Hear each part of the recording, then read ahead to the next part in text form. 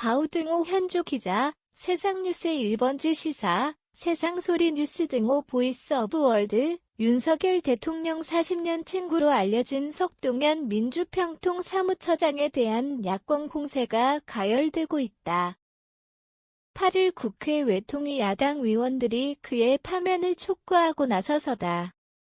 강제동원 피해자를 모욕했다는 이유에서 즉각 파면, 얘기가 수면 위로 부상에 이미 예견된 야권 공세여서 뜻밖은 아니지만 석 처장이 예견했던 일이라 그의 대처가 궁금하다. 개인 청구권 행사를 금하는 대신 더 큰 이익을 위해 국가가 보상해준다는 개념으로 이해하면 될 일이라며 한국만 식민 지배받은 것도 아닌데 유독 한국만 사죄니 배상이니 악쓰는 나라라는 지난 7일 석 처장 페북 글이다.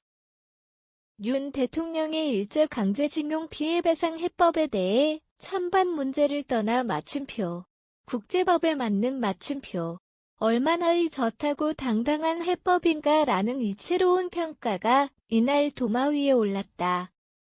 이날 외통위 야당 의원들이 기자회견에서 일본은 강제동원 피해국 중국에 합당한 사죄와 배상을 했지만 한국은 전범국 일본과 전범 기업으로부터 어떤 사죄도 받지 못했다는 진위 여부 논란이다.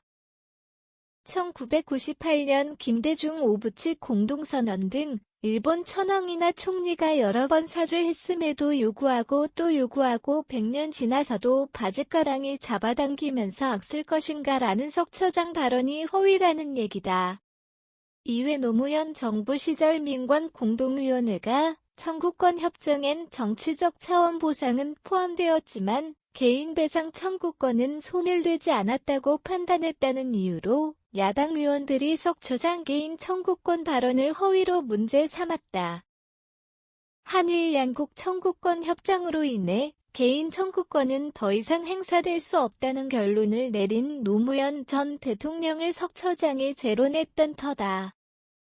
얼치기 독립운동 하듯 한 대법관이 내린 무식한 판결로 소모적 논란과 국가적 손실이 야기되었다는 석 처장이다.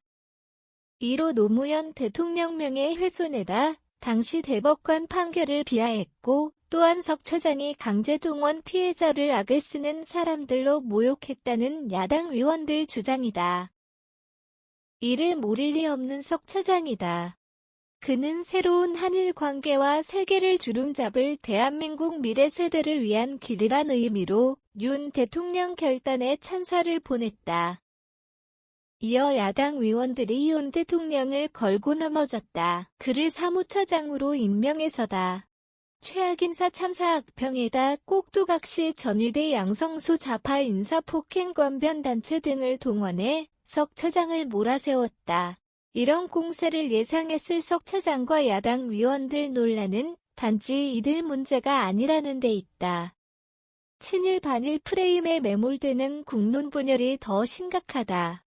이를 짚어보면 참담한 국가관 왜곡된 역사관 피해자 모욕 전직 대통령 명예훼손 등 표현에 실린 야당 의원들의 국가관 역사관 식민지배관 역대 대통령 해석 등에 걸친 거대 담론들이다.